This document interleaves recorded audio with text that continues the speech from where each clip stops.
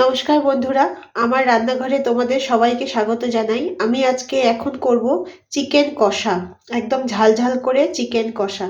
তার জন্য আমি এখানে নিয়ে নিয়েছি চিকেন, তার সঙ্গে দেব আলু, এখানে দেব পেঁয়াজ কুচি, এখানে অল্প কয়েকটা রসুন কুচি, তার সঙ্গে আছে এখানে লঙ্কা বাটা, শুকনো লঙ্কা আমি বেটে নিয়েছি, তার সঙ্গে এখানে আছে আদা রসুন পেঁয়াজ বাটা একসাথে বাটা। আর এখানে মশলার মধ্যে আছে, এখানে আছে তেজপাতা, হলুদ আর অল্প নিয়েছি লঙ্কার গুঁড়া। তোমরা চাইলে কাশ্মীরি লঙ্কার গুঁড়াও দিতে পারো, তা আমি দিইনি। আমি এখানে অরিজিনাল লঙ্কার গুঁড়ো অল্প নিয়েছি। তার সঙ্গে থাকবে তেল, লবণ আর হলুদ। তো চলো, আমরা রান্নাটা শুরু করি।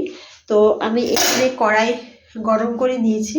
তো কড়াইতে আমি এখানে তেল দিয়ে দেবো। তেলটা আমি একবারেই দিয়ে দেবো পর্যাপ্ত পরিমাণে, কারণ আমি আলাদা করে কিছু ভাজাভুজি করব না, যা করব একবারে ডিরেক্ট করব। তা আমি এখানে তেল দিয়ে দিলাম।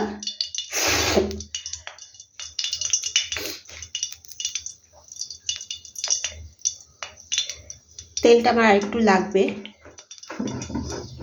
কারণ পরে আর তেল দেব না, আমি একবারেই করব তেল তেলা করে, ঝাল ঝাল কষা একদম।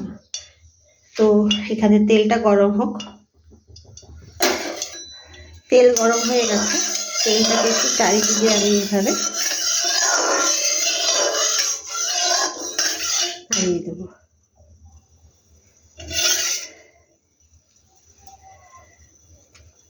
হওয়ার পরে সবার প্রথমে আমি দিয়ে দেব এখানে রসুন কুচি। রসুন কুচির পরে দিয়ে দেবো পেঁয়াজ কুচি।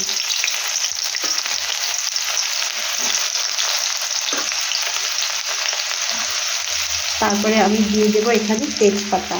তার এগুলোর সাথে সাথে আমি এই আলুটাও ছেড়ে দেবো, কারণ আলু আগে ভেজে উঠাইনি, সেই জন্য আলুটাও আমি দিয়ে একসাথে এটার সঙ্গে আমি একসাথে কষাবো। গ্যাসটাকে আঁচটাকে মিডিয়াম করে দেবো।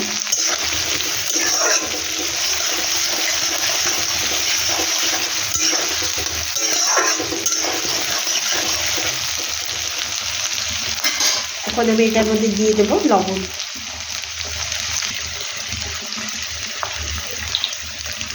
লবণটা আমি একবারে দিয়ে দেবো, যতটুকু দরকার লাগবে মাংসের পর্যন্ত লবণ আমি এটা একবারে দিয়ে দেবো। তার সঙ্গে ছেড়ে দেব আমি এই মাংসগুলোকে।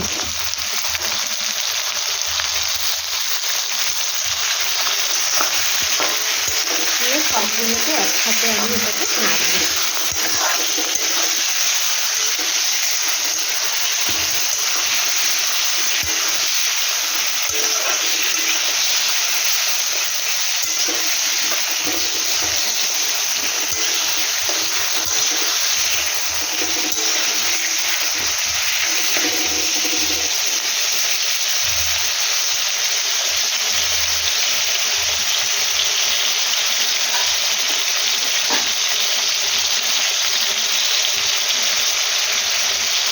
দুই মিনিট এটাকে কষাবো, এই মশলাগুলোর সাথে কষাবো।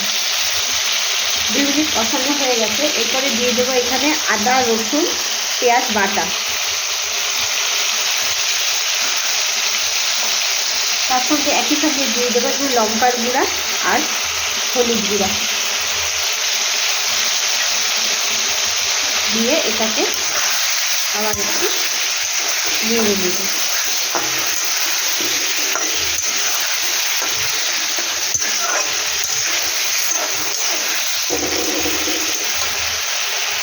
এটা ভালো করে নাড়ানো হয়ে গেলে আমি এখন এটার মধ্যে দিয়ে দেবো এই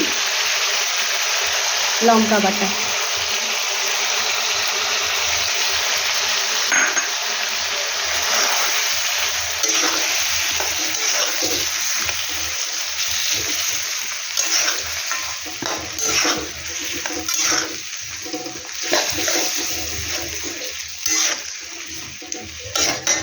গ্যাসের আঁচটাকে একটু বাড়িয়ে দেবো, এটার সঙ্গে ভালো করে কষিয়ে দেবো।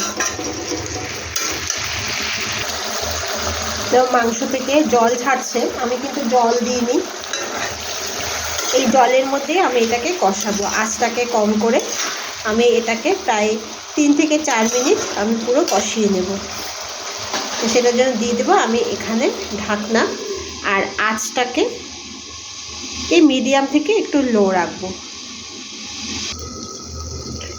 আমার 5 মিনিটের উপর হয়ে গেছে। আমি এখন এটা একটু দেখে নিই কী অবস্থায় আছে। জলটা শুকিয়ে গেছে।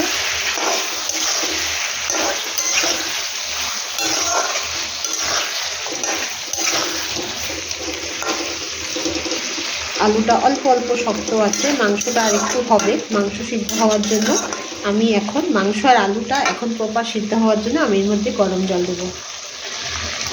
এই যে কেটলিতে আমি গরম জল করে নিয়েছি। জাস্ট আমি এটাকে কষা কষা করব, সেই জন্য সেই বুঝে আমি জলটা দেব, বেশি ঝোল করব না।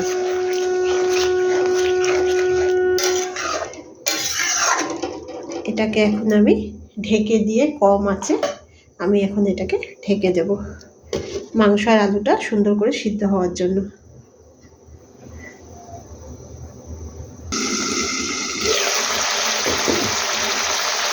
দেখো এটা পুরো কষে গেছে।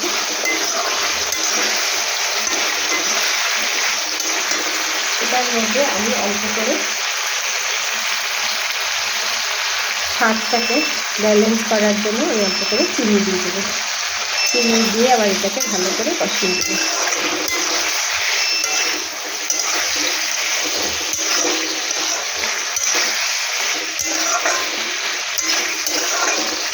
আলু সিদ্ধ হয়ে গেছে, এইদিকে মাংসও সিদ্ধ হয়ে গেছে। এই দেখো মাংসও সিদ্ধ হয়ে গেছে। আমার এটা পুরো তৈরি। তোমাদের রেসিপিটা কেমন লাগলো আমাকে জানাবে। আমার রেসিপি যদি ভালো লেগে থাকে আমাকে লাইক, শেয়ার আর সাবস্ক্রাইব করবে। নেক্সট দিনে আমি আরেকটা ভিডিও নিয়ে আসবো। আজকের জন্য টাটা।